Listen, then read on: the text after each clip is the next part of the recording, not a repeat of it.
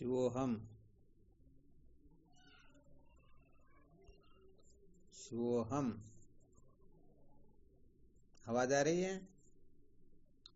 हाँ, प्रणाम स्वामी। अरे क्या स्वामी विषय चरणों चल में रहा था साष्टांग अपना? प्रणाम। हाँ, शिवोहम। क्या विषय चल रहा था अपना? संसार को बनाए रख करके सत्य का साक्षात्कार नहीं किया जा सकता। संसार को बनाए रखकर कभी भी सत्य का साक्षात्कार नहीं किया जा सकता। यहाँ पर सत्य क्या है?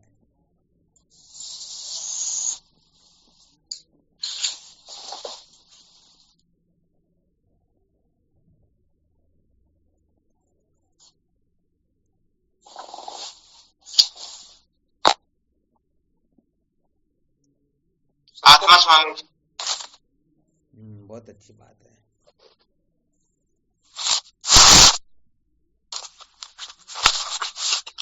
संसार को बनाए रखकर हम किसको प्राप्त नहीं कर सकते हैं?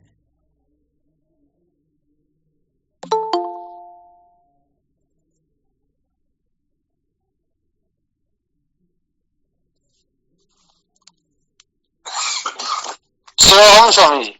हाँ, शिवोहम। परमात्मा को प्राप्त नहीं कर सकते। कोटि कोटि प्रणाम। प्रणाम गुरु जी, भगवान आपकी पहुंच। प्रणाम गुरु जी, कोटि कोटि प्रणाम। शिवोहम।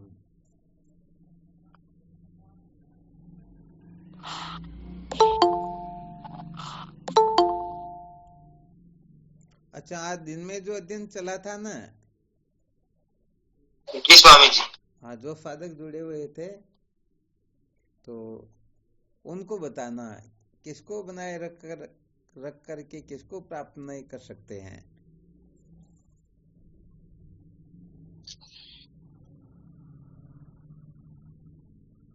संसार को बनाए रखकर परमात्मा को प्राप्त नहीं कर सकते हैं। आप नहीं थे ना महाराज जी दिन की सत्संग में, जो थे उनसे पूछा जा रहा।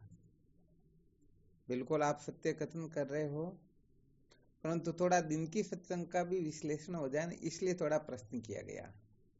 आप दिन में जुड़े थे क्या भवानी शंकर जी? नहीं जुड़ा स्वामी जी में। हाँ, नहीं जुड़े तो फिर आपको पता नहीं है। हाँ जी स्वामी जी, क्षमा सॉरी। जो जुड़े थे उनको पता नहीं है क्या किसी को? संसार को बनाए रख करके मोक्ष को प्राप्त नहीं कर हाँ, तो सकते। असली बात ही यही थी ना, मुख्य बिंदु ही मोक्ष का था। तो यहाँ पर कुल मिलाकर के दो में से एक को चुनना होता है। कितने को चुनना होता है? दो में से एक। आज दिन में तत्वानुसंधान की प्रस्तावना पर विचार किया गया था। इस संसार विषय मोक्षते परे दूसरा कोई पदार्थ अधिक नहीं है। कहते मोक्ष को प्राप्त हुआ ये पुरुष पुनः जन्मनादिक संसार को प्राप्त होता नहीं। शायद यही वाक्य था। जी गुरुदेव, यही। बहुत अच्छी बात है। तो मेन बिंदु यही होता है कि हम सचमुच में अर्थी है या नहीं। जो मोक्ष को चाहता हो उसी के लिए सारी की सारी कार्य प्रणाली सार्थक होगी, उसी के द्वारा ग्राह्य होगी, बाकी कोई प्रयोजन होता ही नहीं। हाँ, अच्छी तरह से थोड़ा विश्लेषण करके समझ लेना। बिल्कुल क्लियर या कोई संशय? जी गुरुदेव, कोई संशय नहीं। जो मोक्ष को चाहेगा वही संसार को बनाए रखने का आग्रह नहीं करेगा, और जो संसार को बनाए रखने का आग्रह करता है वह मोक्ष को चाहेगा ही नहीं। कहीं युक्ति प्रमाण के द्वारा अच्छी तरह से विचार करके देख सकते हैं। देखो, एक विशेष बात बता देते हैं। एक अंतःकरण में एक साथ में दो ज्ञान नहीं हो सकते हैं। ध्यान देना अच्छी तरह से, ये कोई वेदांत का विशेष रहस्य है। आगे चल करके फिर इसका रहस्य और थोड़ा विशेष समझ में आ जाएगा। एक अंतःकरण में एक साथ में दो प्रकार का ज्ञान नहीं हो सकता है। यहाँ पर दो प्रकार के ज्ञान से तात्पर्य है दो अप्रोक्ष ज्ञान एक साथ नहीं हो सकते हैं। अप्रोक्ष परोक्ष तो एक साथ हो सकता है, परंतु दो अप्रोक्ष ज्ञान एक साथ हो नहीं सकते।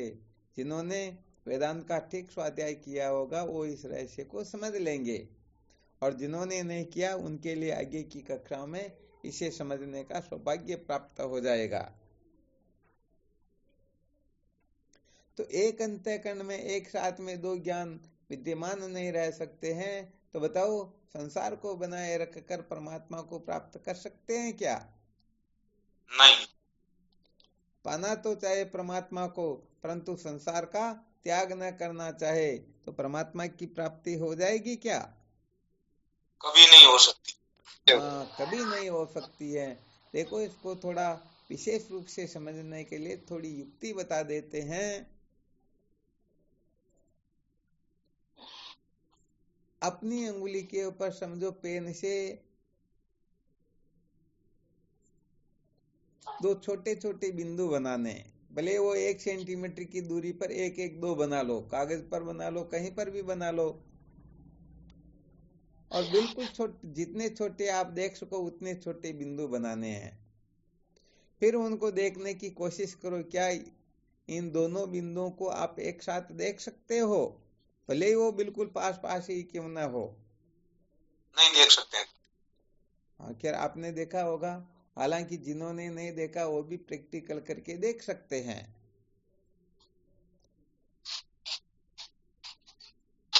जब दो बिंदुओं को एक साथ हम नहीं देख सकते हैं, एक को देखेंगे तो दूसरा छूटेगा, दूसरे को देखेंगे तो पहला छूटेगा। अब विचार करके बताओ, संसार को भी बनाए रखे और परमात्मा तत्व का साक्षात्कार भी कर ले, मोक्ष की प्राप्ति कर ले, ये संभव हो सकता है क्या? ये तो नहीं हो सकता। अच्छा, आवाज तो साफ आ रही है ना? एकदम साफ आ रही है स्वामी जी आवाज। ठीक बात है। आज थोड़ा चेंज कर दिया ना,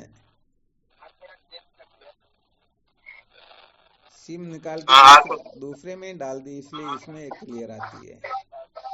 बिल्कुल साफ आवाज आ रही स्वामी जी।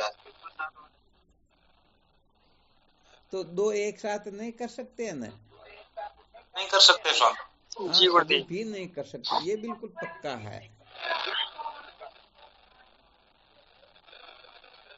तो देखो, यहाँ पर ये बात स्वतः ही सिद्ध हो जाती है। जो सचमुच में सच्चा मुमुक्षु होता है वह केवल और केवल मात्र, अभी भवानी शंकर जी ने बताया था ना, परमात्मा की प्राप्ति, तो परमात्मा की प्राप्ति के सिवाय किसी को महत्व देगा ही नहीं। और यदि महत्व देगा तो वास्तव में परमात्मा तत्व के साक्षात्कार से वंचित ही रह जाएगा। कोई संशय नहीं है गुरुदेव। तो देखो, जीवन में कभी कभी ऐसे मोड़ आते हैं जो बड़े विलक्षण होते हैं। आवाज ब्रेक हो रही गुरुदेव। क्या हुआ?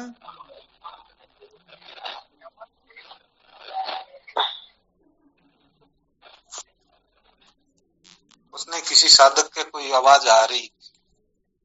हाँ, हो सकता है किसी के नेटवर्क में थोड़ी प्रॉब्लम हो।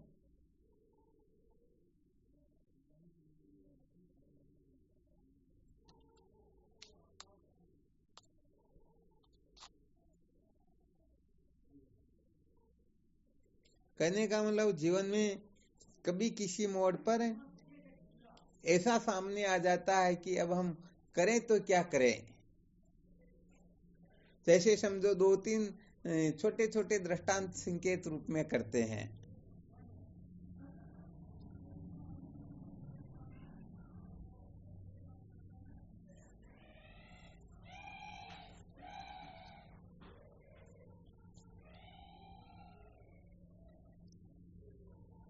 समझो अपने पिताजी का प्राणांत होने वाला है। क्या होने वाला है? प्राणांत। अंतिम समय चल रहा है। 1-2 मिनट में कभी भी समझो उनके प्राण पखेरु उड़ सकते हैं,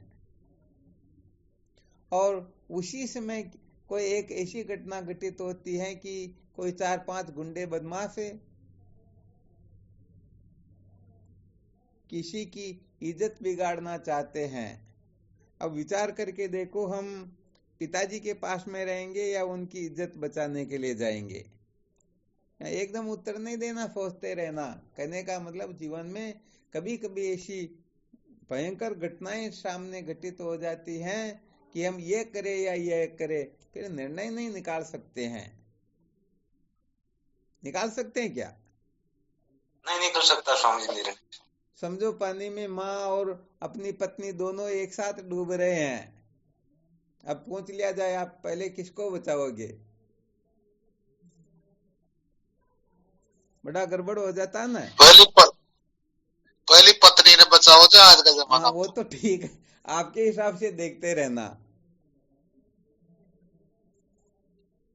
ये तो थोड़ा आपको बताया जा रहा है कि ऐसे संकट के समय में हम किसका चयन करेंगे। समझो एक तरफ ज्ञान हो और एक तरफ संसार के समस्त ऐश्वर्य हो, अब दोनों में से एक को चयन करने के लिए कह दे तो संसार के ऐश्वर्य चयन करा। हाँ, ये अपने अपने दृष्टिकोण से देख लेना है। एक तरफ समझो गुरुदेव हो और एक तरफ संसार के समस्त नाते रिश्ते हो, अब दोनों में से एक का चयन करना हो, इनको चयन करे तो ये छूटेंगे और इनका चयन करे तो ये छूटेंगे, उस समय हम सचमुच में किसका चयन करेंगे? सोच समझ के करना पड़ेगा। सोच समझ के करना पड़ेगा ना, बिल्कुल सोच समझ के करना पड़ेगा। क्योंकि यहाँ पर समस्त नाते रिश्ते आ गए, माता पिता भाई बंधु कुटुंब परिवार पति पत्नी, अपने प्रिय नहीं प्रियतर नहीं प्रियतम भी समझ लो जी। तो बड़ा गड़बड़ घोटाला हो जाता ना। बिल्कुल हो जाता है। कहने का मतलब सोच में पड़ जाते कि करे तो क्या करें। तो ऐसे समय में किम कर्तव्य विमुक्त हो जाते हैं। जैसे अर्जुन भी हो गया था, युद्ध करे या न करे, बिल्कुल धर्म संकट हुआ था या नहीं हुआ? धर्म संकट कहते जिसे। बिल्कुल स्वामी जी।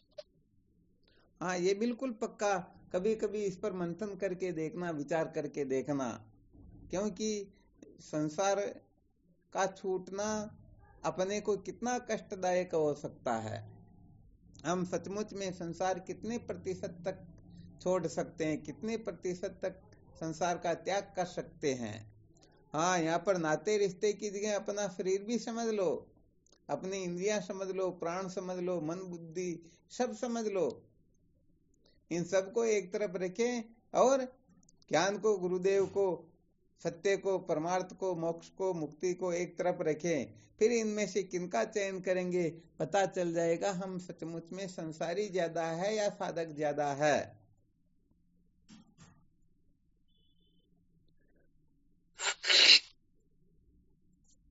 तो देखो, इसी जगह पर ये दृष्टांत दिए थोड़ा आपको सावधान करने के लिए। कभी हो सकता है किसी को विचार करना पड़े तो मंथन करते रहना, परंतु समझाना ये चाहते हैं कि एक तरफ संसार हो और एक तरफ मोक्ष हो। यदि हम मोक्ष का चयन करें तो संसार छूटेगा और संसार का चयन करें तो मोक्ष छूटेगा। इस समय हम सचमुच में क्या निर्णय लेंगे, क्योंकि दोनों को एक साथ तो प्राप्त कर सकते नहीं। हाँ, यहाँ पर तो पहले साधकों की वो मनोदशा देख लेते हैं, निर्णय ले लेते हैं कि सचमुच में ये साधक इसका चयन करेंगे, फिर भले एक रास्ता अवश्य निकाल देंगे। यदि सच्चे साधक होंगे उनके लिए, और कमजोर होंगे उनके लिए तो मौज मस्ती का साधन संसार उनके पास है ही है, वो तो सदा के लिए मोक्ष से हाथ धो बैठेंगे। तो भाई यहाँ पर भी सार्वजनिक सभा में तो किसी से कहलाना आवश्यक भी नहीं है, फिर भी अपने अपने अंतःकरण में इसका विचार करके मंथन जरूर कर सकते हैं। कल भी शायद कहा था, कुछ सूत्र लिख करके भेजने थे कि सचमुच में हमारी क्या स्थिति चल रही, परंतु एक भी बच्चे ने नहीं भेजा। लोग नींद निकालने में जरूर रह जाते हैं, खाने पीने में रह जाते हैं, पता नहीं क्या क्या करने में रह जाते, परंतु जो कहा जाता है उसका पालन करना अनिवार्य नहीं समझते हैं।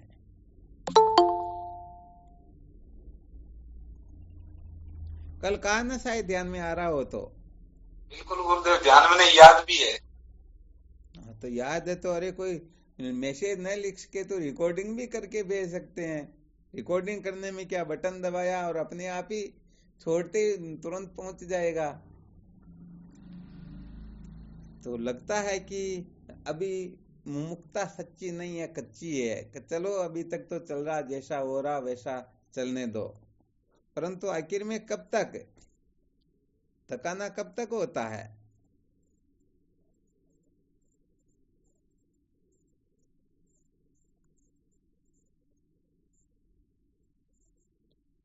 तो यहाँ पर कुल मिलाकर के मुख्य सूत्र यह निकलेगा, यदि कोई संसार का 1% त्याग कर सकता है तो समझो वह 1% मुमुक्षु है। ध्यान देना अच्छी तरह से, सच्चे कच्चे मुमुक्षु की पहचान ऐसे नहीं होती है। जो कहने का मतलब अपने आप को भी हवन करने के लिए तैयार रहे। सचमुच में सच्चा मुमुक्षु वही होता है। तो जो जितने प्रतिशत संसार का त्याग करने की सामर्थ्य रखता है वह उतने प्रतिशत ही जिज्ञासु होता है, मुमुक्षु होता है, अथवा उतने प्रतिशत ही मुक्त होता है। क्योंकि भगवान सुरेश्वराचार्य जी महाराज वार्तिक में लिखते हैं, जितना जितना त्याग करोगे उतना उतना प्रत्यगात्मा का अनुभव हो जाएगा। आ रहा समझ में? जी गुरुदेव। तो यहाँ पर केवल मात्र ऐसा नहीं कि 2-4 बातें सुन ली, सीख ली, समझ ली और करने लग गए।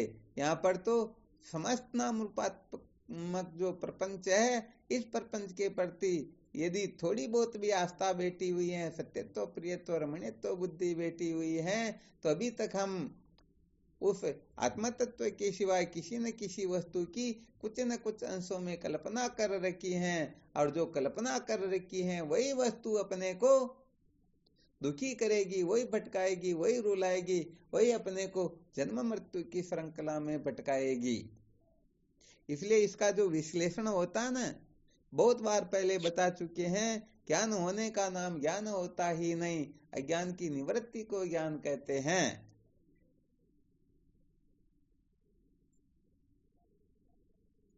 तो अनात्म प्रपंच का जो निषेध होता है, यह ऐसा समझना चाहिए कि निषेध की पद्धति से जो ज्ञान होता है वही ज्ञान यथार्थ होता है। वही ज्ञान जिज्ञासु को समस्त बंधनों से मुक्त करके कृतार्थ कर देता है। क्योंकि ये विधि जो है ये उपदेश की वस्तु नहीं होती है। विधि का तो साधक को स्वयं को बोध होता है। जब निषेध करते करते करते सबका निषेध हो जाता है तो समस्त निषेध का जो अधिष्ठान होता है, उस अधिष्ठान को लेकर के वह अहम ब्रह्मास्मि में ऐसा निश्चय करता है।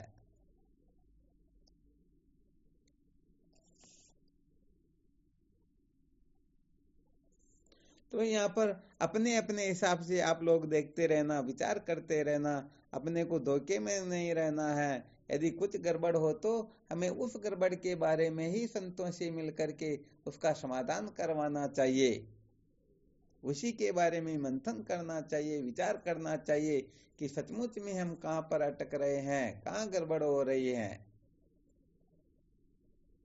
ठीक है ना? जी गुरुदेव।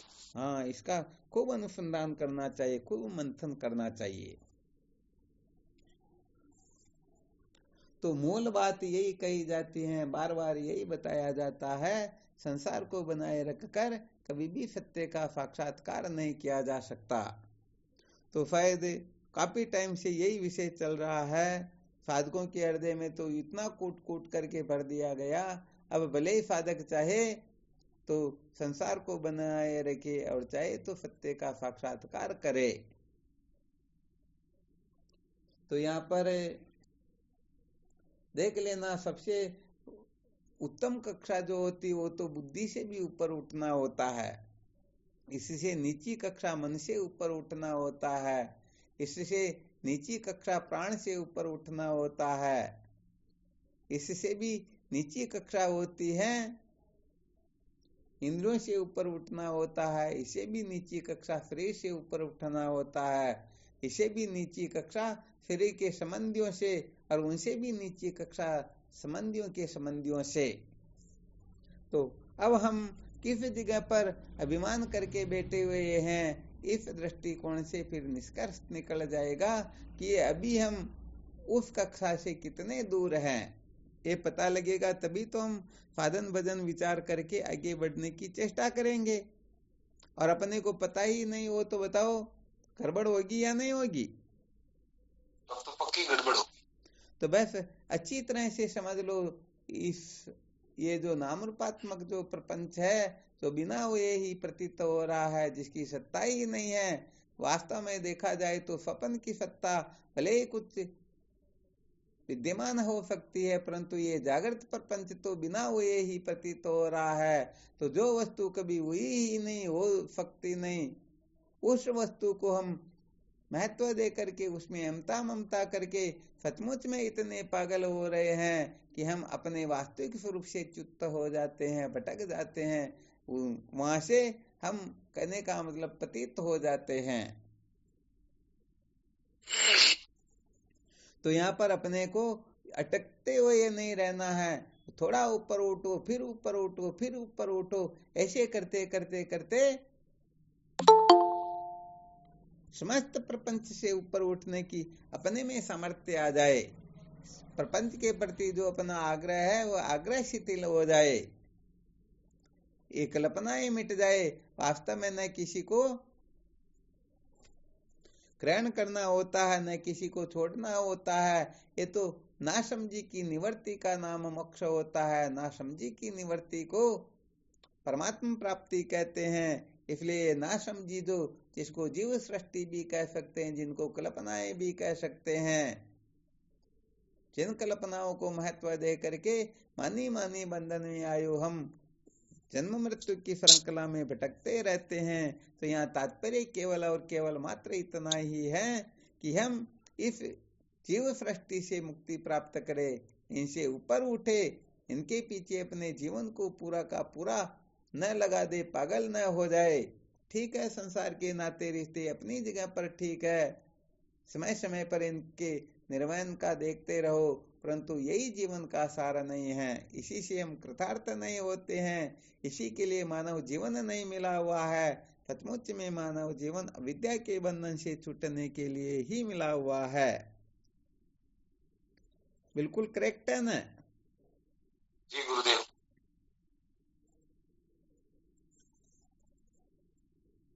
अब इसमें आप जैसे भी चाहो अच्छी तरह से विश्लेषण करो, हमारी अमता ममता कहाँ पर बैठी हुई है।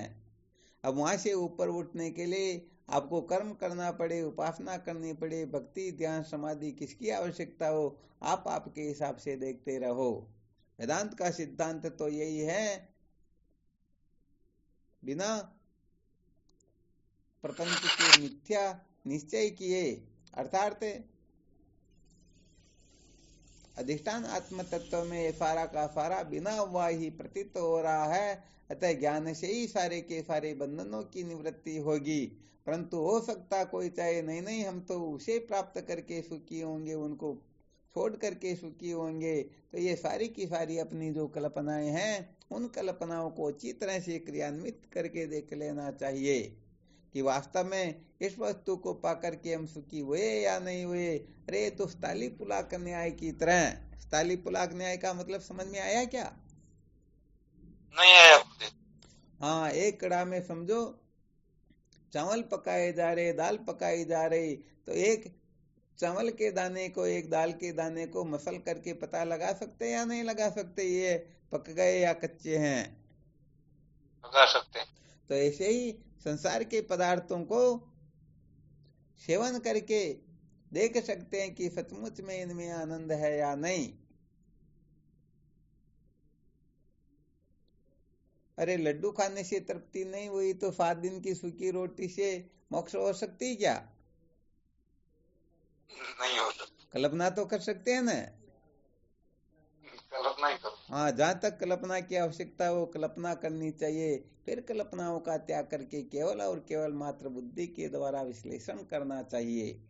सब जगह पर कई भावनाओं की आवश्यकता होती है, कई जानकारियों की आवश्यकता होती है, कई जानकारियों का भी त्याग करना पड़ता है।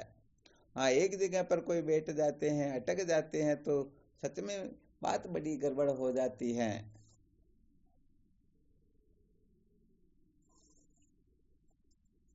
तो अच्छा ये बताओ, पता तो सबको लगता है या नहीं लगता है कि हम इस जगह पर बंधे हुए हैं, हम उसके बिना नहीं रह सकते हैं।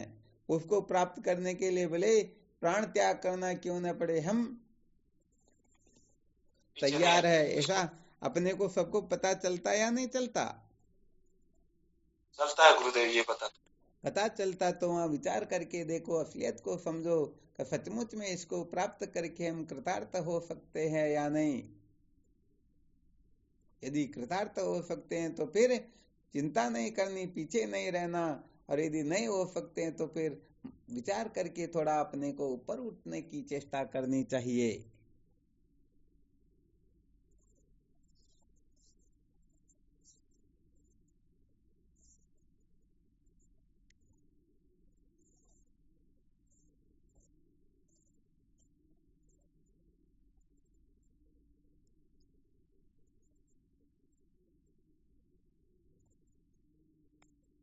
इसमें कोई संशय हो तो देखो।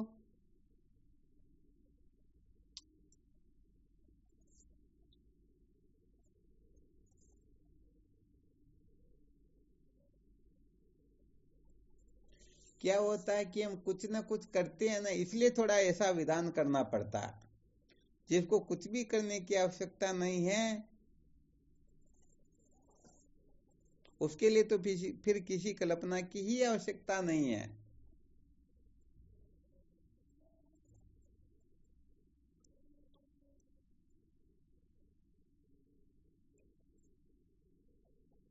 तो यहाँ पर जो ये प्रक्रिया सुनाई, क्या निर्णय निकला इसका? विचार करके देखना चाहिए कहाँ पर हम बंधे हुए, फिर उसमें हमारा ऊपर जो उठने। अहम है, वास्तव में असली अहम जो है अहमात्मा ब्रह्म, अहम ब्रह्मास्मि, यही असली अहम होता है। परंतु हम इस जगह से इधर उधर हो करके, इस जगह से भटक करके हम इस अहम को पता नहीं किस किस के साथ में जोड़ बैठे हैं।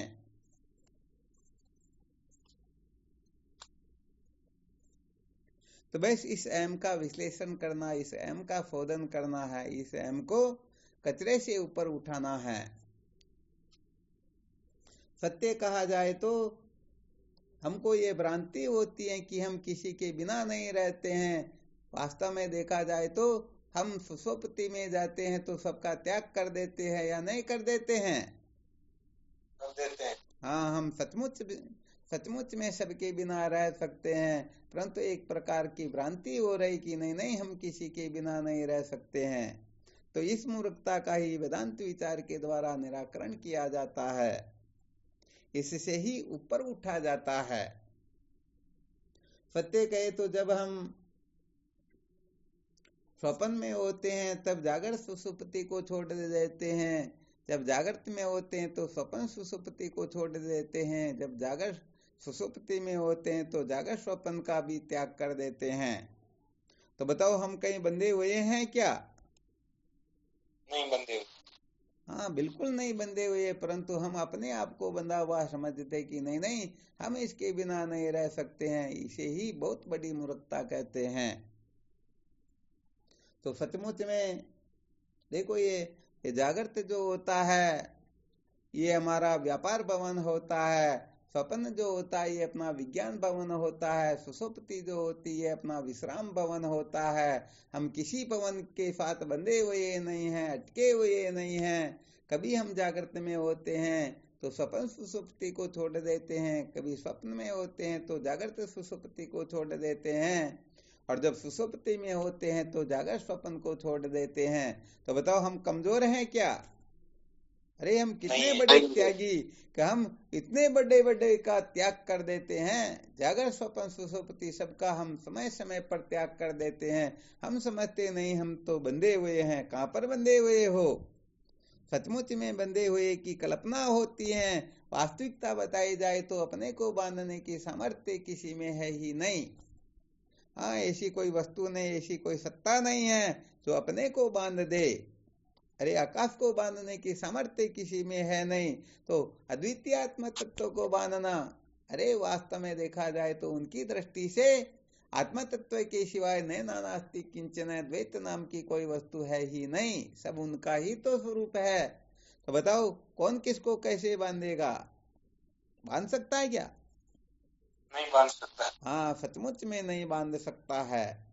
तो अपने को अच्छी तरह से विश्लेषण करके देखना चाहिए, अपना महात्म्य समझ लेना चाहिए कि वास्तव में मेरे से श्रेष्ठ कुछ है ही नहीं, मैं सबसे श्रेष्ठ हूं।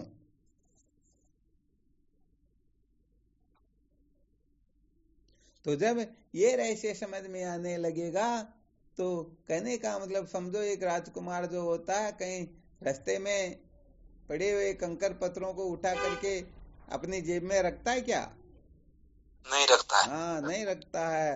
तो जब हम समझ जाएंगे सचमुच में हम इस प्रकार के हैं और ये सारा का सारा प्रपंच जो है ये प्रतीत तो होता परंतु सचमुच में इनकी सत्ता है ही नहीं। तो जब तक हम अपने महत्व को नहीं समझ लेते हैं, अपने स्वरूप के बारे में थोड़ा चिंतन मनन नहीं कर लेते हैं, हम कमजोर होकर के ही संसार के पदार्थों की गुलामी करते हैं। जब हमें पता लग जाए हम सबसे श्रेष्ठ है और सचमुच में देखा जाए इनकी सत्ता ही नहीं है, तो इनकी क्या सामर्थ्य है कि ये अपने को इधर उधर कर दे? कर सकते हैं क्या? फिर तो नहीं कर पाएंगे। हाँ, नहीं कर पाएंगे। तो थोड़ा अपने स्वरूप का भी चिंतन करो और थोड़ा संसार की असलियत को भी समझो। हम सचमुच में इतने महान इतने श्रेष्ठ है कि हमारे स्वरूप में इनका अत्यंत अभाव है, इनकी सत्ता ही नहीं है। बस अपने स्वरूप को न जानने से और ना समझ लोगों पर विश्वास कर लेने के कारण हम अनेक प्रकार की कल्पना करके उलझे हुए हैं, बैठे हुए हैं, पागल हो रहे हैं।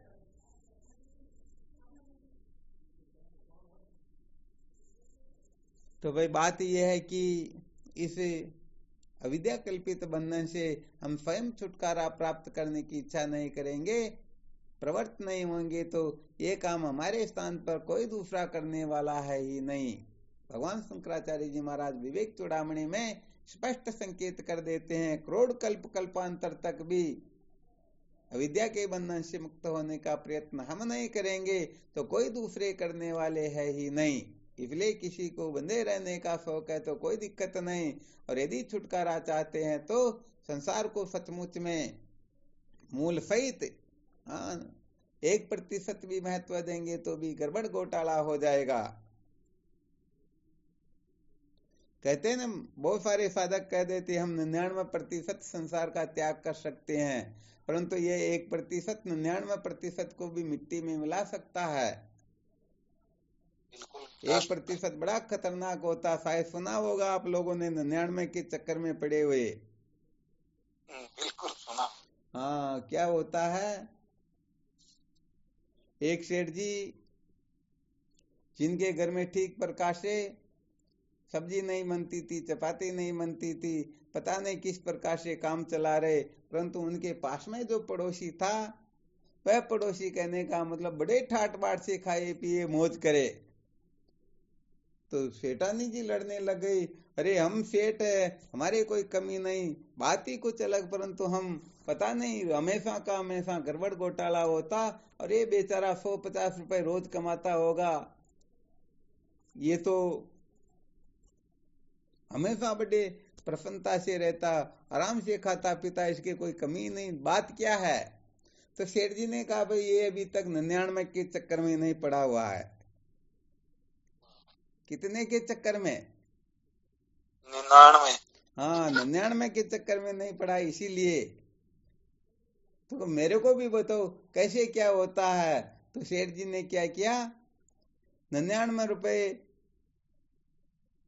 एक थैली में भरे और उनके घर की तरफ फेंक दिया।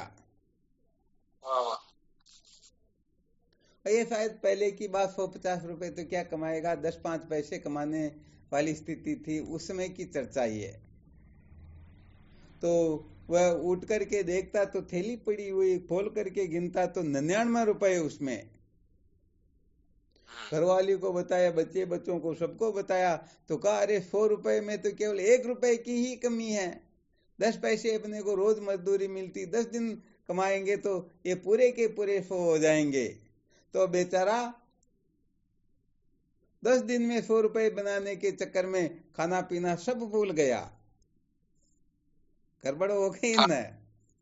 ठाट बाट चला गया। ठाट बाट सब चला गया। अब 24 घंटे उनकी यही चिंता रहती, सो कैसे हो। अब तो अभी खाने पीने की सामग्री तो लानी ही पड़ेगी। बिल्कुल। 5 दिन तक काम किया, 3 दिन के पैसे की सामग्री ले आए, 9 दिन काम किया, 7 दिन की सामग्री ले आए। तो ऐसे करते करते कितना ही टाइम व्यतीत हो गया, परंतु वो सो पूरे हुए ही नहीं। और इधर वो खाना पीना सब छूट गया भगने में। अरे ये ऐसा कर ले, वैसा कर ले, सो ये हो जाएगा। अरे बस सारा का सारा गड़बड़ घोटाला हो गया। तो ये 99वां का चक्कर बड़ा खतरनाक होता है।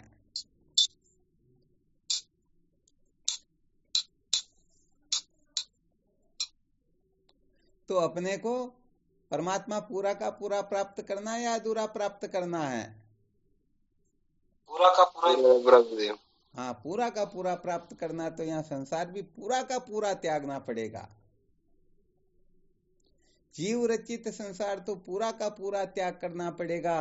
फिर ईश्वर रचित के बारे में फिर विचार करेंगे। एकदम सारा बता दे तो हो सकता है कोई देख ले फालतू, इससे गटपट की खटपट में पड़ने से तो अच्छा अपन तो मौज मस्ती ही करें। इसलिए अनात्म पदार्थों के प्रति अपना जो अनंत जन्मों का आग्रह बैठा हुआ है, यह आग्रह जब तक मूल सहित भस्मीभूत नहीं हो जाता है, तब तक सच्चे अर्थ में हम तत्व जिज्ञासु नहीं हो सकते हैं, सच्चे साधक नहीं हो सकते हैं। तो इन कल्पनाओं को सम्यक प्रकाश से निवृत्त करने के लिए अपने को जो जैसे तैसे हो उसी प्रकार से अपने को विवेकादि साधनों का आश्रय लेते हुए इस अविद्या काम क्रम के चक्कर से मुक्त होना है, कर्म धन भोग से छुटकारा प्राप्त करना है। वरना यहाँ बंधे रह जाएंगे तो सचमुच में ये जीवन व्यर्थ चला जाएगा। अपनी थोड़ी सी नासमझी के कारण, थोड़े से अभिमान की पुष्टि के कारण यदि जीवन व्यर्थ चला जाए तो ये बहुत बड़ी नासमझी होगी, बहुत बड़ी मूर्खता होगी।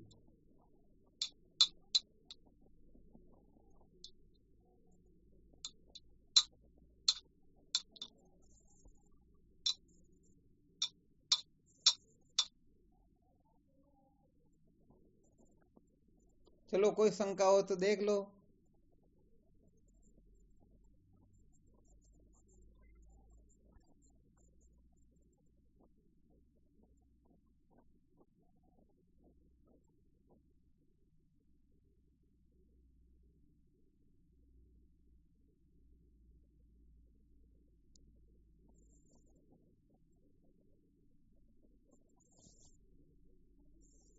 ज्ञान को गुरुदेव फिर वो सामर्थ्य ज्ञान प्राप्त हुए तो छूटने को चाहे तो सभी प्राप्त करने के लिए संतों का संग करो, शास्त्रों का स्वाध्याय करो, गुरु मंत्र का जप करो, अपने में थोड़ी पावर उत्पन्न करो कि मैं साधारण नहीं हूं। हम क्या है कि ऐसा निश्चय कर बैठे कि हम इनके बिना नहीं रह सकते हैं, जबकि सत्य बात यह है कि हमारे बिना ये रह सकते ही नहीं। शायद आपको एक दृष्टांत सुनाया था पहले। कोई राजा हरिण को मारने के लिए जैसे ही तीर कमान को खींचता है, हरिण आवाज लगाता, राजन तीर मत चलाना। राजा एकदम विचार करता, अरे भाई कौन बोल रहा है यहाँ पर, कोई दिखाई नहीं देता। फिर दूसरी बार फिर वही आवाज। जब तीसरी बार कमान को खींचा जाता है तो हरिण कहता, राजन क्या ध्यान में नहीं आ रहा मैं बोल रहा हूं, तीर मत चलाना वरना बहुत बड़ा अनर्थ हो जाएगा। अब राजा उस ओर ध्यान दे करके देखता है तो अरे भाई ये तो हरिण बोल रहा है। कहा भाई क्या बात है कि तीर मत चलाना, मुझे मार दोगे तो ये त्रिलोकी नष्ट हो जाएगी। तो राजा ने कहा भाई मैंने तेरे जैसे पता नहीं कितने को इधर उधर कर दिया, आज दिन तक 3 लोक नष्ट नहीं हुए, तेरे मरने से त्रिलोकी नष्ट कैसे हो जाएगी। तो वह कहता कि यदि मैं मर जाऊं तो मेरे लिए फिर 3 लोक है कहां पर, है क्या फिर? नहीं गुरुदेव। हाँ, मैं तो जूते का नहीं होता है, पैर का होता है। यदि पैर ही न हो तो जूतों का क्या महत्व है? कोई महत्व नहीं। हाँ, तो इस दृष्टि से विचार करके देखना, अपनी सर्वश्रेष्ठता का चिंतन करके देखना। वास्तव में हम इतने श्रेष्ठ है कि हमको किसी की आवश्यकता ही नहीं, बल्कि सबको हमारी आवश्यकता हो सकती है। कारण को कार्य की आवश्यकता होती है या कार्य को कारण की होती है? कार्य को कारण की होती है, कारण को तो हाँ, कार्य की नहीं। कारण को तो आवश्यकता होती ही नहीं, इसलिए हम अपना महत्व नहीं समझते हैं। अरे भाई, आंख के कारण रूप का महत्व होता है या रूप के कारण आंख का महत्व होता है? महत्वपूर्ण आंख होती है या रूप होता है? महत्वपूर्ण तो आंख ही होती हाँ, महत्वपूर्ण आंख होती है। महत्वपूर्ण आंख होता है या मन होता है? है, मन होता है। हाँ, ऐसे यदि विचार करोगे तो सचमुच में संसार में ऐसी कोई वस्तु सिद्ध होगी ही नहीं जो अपने बिना रह सके। हम सबके बिना रह सकते, परंतु अपने बिना किसी की स्थिति है ही नहीं। तो अपना महत्व समझेंगे तो ये सारा का सारा कचरा दिमाग से निकल जाएगा। फिर यहाँ पर वही नवारे सर्वस्य कामाय सर्वम प्रिय भवति, आत्मनस्तु कामाय सर्वम प्रिय भवति, फिर इसका चिंतन मनन करना होगा।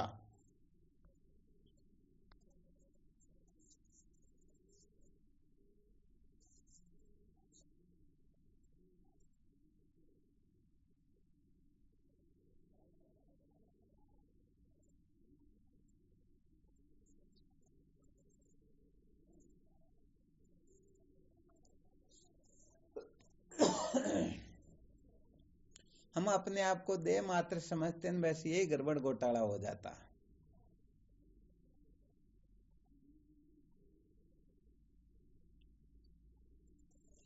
स्वामी जी अंतु जन्मारो निश्चय ईश्वर उड़ा छूटना केडी बात।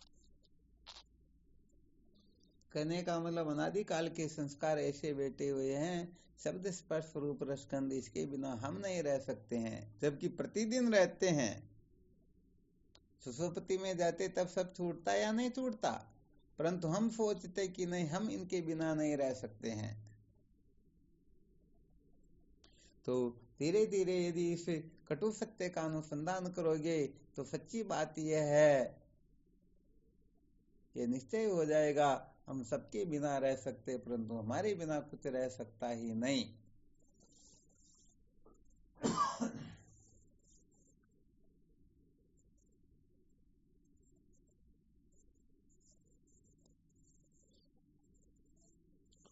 और संसार बड़ा खतरनाक होता, लोग परमात्मा के बिना भी रह लेते हैं। है संसार में ऐसे बहुत सारे या नहीं है? तो मेरी वहां गिनती में है। हाँ, अरे आपकी नहीं कह रहे, आपकी बात अलग है, परंतु लोग बिना परमात्मा के रह लेते। बहुत सारे ऐसे ऐसे भी बड़े विवेकी होते कि गुरु जी के बिना भी रह सकते हैं। तो संसार के बिना नहीं रह सकते क्या? भाई समझो, जो गुरु जी के बिना रह सकते हैं, गुरु जी से श्रेष्ठ कुछ वस्तु होती संसार में? कुछ नहीं होती, नहीं होती। तो इसका मतलब बिना संसार के भी वह रह सकते हैं। ऐसी स्थिति यदि हो जाए तो समझो बहुत उच्च कक्षा के अधिकारी हो गए।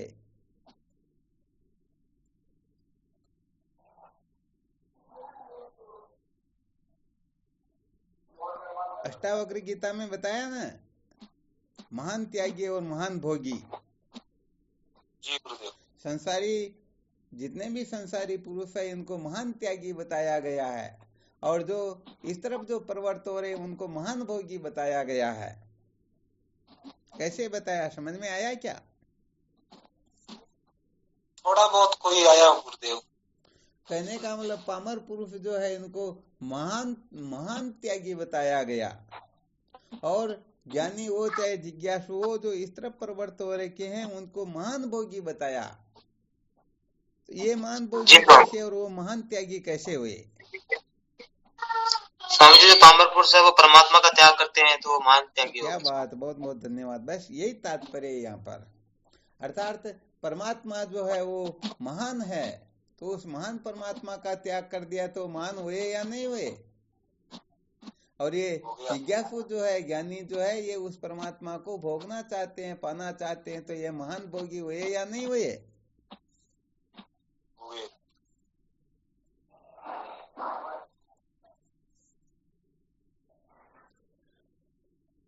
चलो, बहुत बहुत धन्यवाद। धीरे धीरे निश्चय करो, धीरे धीरे समझ बनाओ कि हम पहली कक्षा से शुरू करके हम इनके बिना रह सकते हैं या नहीं रह सकते हैं। सचमुच में आप साधारण नहीं हो, आप सचमुच में ऐसी वस्तु हो कि आपसे मिटे कोई है ही नहीं, आपसे अधिक सच्चित आनंद रूप कुछ वस्तु है ही नहीं, परंतु हम अपने असली स्वरूप को भूल करके इस संसारारण्य में भटक रहे हैं। जैसे कर्ण अपने को कौनते न जान करके सूत पुत्र समझता था और जगह जगह तिरस्कार पाता था, वैसे ही ये जीव क्यों अविकृत कौनतेय में राधा पुत्र प्रतीति चिदानंद गण ब्रह्म में जीव भावती ही रीति। ये बड़ा विलक्षण मंत्र है, बड़ा विलक्षण सूत्र है। ये जिस दिन अच्छी तरह से समझ में आ जाएगा, चुटकी बजाए इतनी देर में हम सत्य का साक्षात्कार करके सदा सदा के लिए कृतार्थ हो जाएंगे।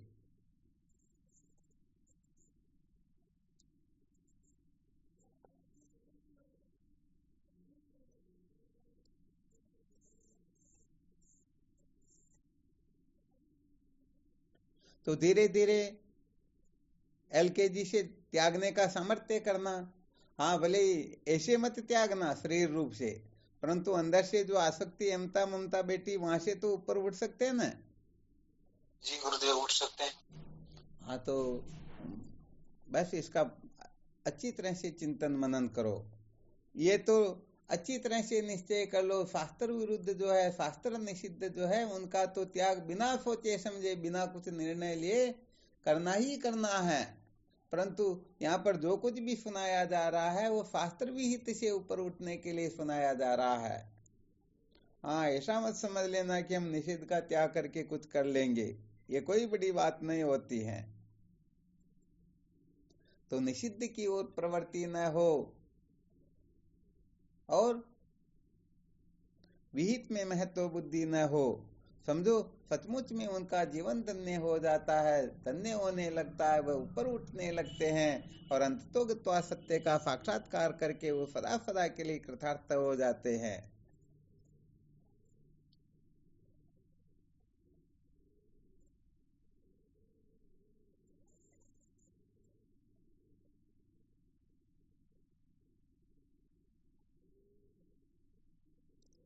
और कोई शंका हो तो देखो।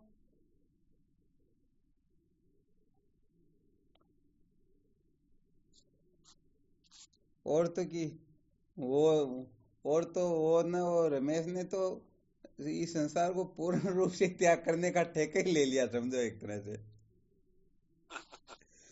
अरे भाई, क्या क्या मैसेज कर देते हो बार बार,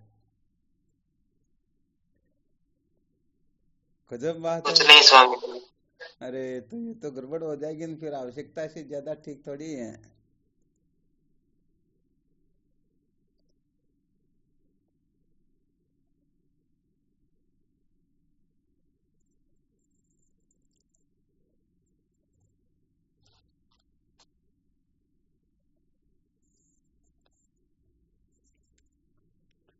चलो ठीक, फिर करते रहो चिंतन मनन।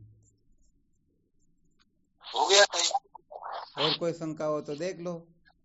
जो सत्संग में लेट जुड़ते हैं उनको भी थोड़ा सावधान कर देते हैं। 8:10 तक तो कम से कम जुड़ना ही जुड़ना है। वैसे देखते हैं कि 8:08 के बाद में जो अच्छे साधक जुड़ते हैं उनको तो बाहर ही रहने दे, बाकी के साधकों को तो भले कोई दिक्कत नहीं, वो तो गलती कर दे, परंतु जो अपने आप को समझते कि मैं तो एक नंबर पर हूँ, वो यदि लेट जुड़े तो उनके लिए तो सोचते फिर इनके लिए तो एक दिन की छुट्टी रखें ताकि दूसरे दिन इनको ध्यान आ जाएगा। तो 8:10 से पहले पहले करीब करीब जुड़ जाना अपने को। ऐसा नहीं कि मेरा 1-2 मिनट गड़बड़ हो जाएगा। कुछ भी नहीं हो तो भी यदि हम कहते हैं ना, विधिवत यज्ञ करत सदा जोत विधि उत्तम गोत, साधु निकट चली जाता ही सो फल पग पग होत। हर पग पर उनको एक यज्ञ का फल मिलता है। तो यदि आप 1 मिनट भी इंतजार करोगे तो पता नहीं आपका कितना पुण्य बढ़ जाएगा, क्योंकि उसमें चिंतन यही चलेगा कि हम सत्संग में सम्मिलित होने के लिए तैयार बैठे हैं, और जो बाद में जुड़ते हैं तो फिर वो बात अलग होती है, क्योंकि उनका बहुत ज्यादा कीमती समय जो पता नहीं संसारिक के बहुत बड़े ऐश्वर्य को प्राप्त करने वाले थे वो उनका छूट जाता है।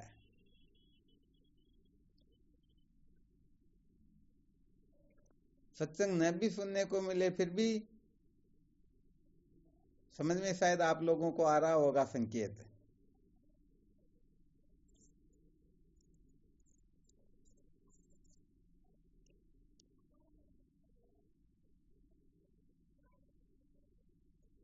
चलो ठीक, फिर करो साधन भजन, है ना। शिवोहम प्रणाम। नारायण हरि ओम। शिवोहम शिवोहम शिवोहम नारायण, नमो नारायण महाराज। हाँ नमो नारायण। शिवोहम प्रणाम। स्वामी जी के चरणों में साष्टांग प्रणाम। शिवोहम गुरुदेव भगवान के चरणों में प्रणाम। गुरुदेव हाँ शिवोहम गुरुदेव प्रणाम। आपके चरणों में कोट शिवोहम। शिवोहम नारायण हरि ओम। स्वामी जी आपके चरणों में हाँ शिवोहम। गुरुदेव भगवान के चरणों में साष्टांग दंडोत प्रणाम। शिवोहम। हाँ शिवोहम। प्रणाम स्वामी जी, आपके श्री चरणों में बारंबार जय हो आपकी। शिवोहम। कोट प्रणाम। शिवोहम।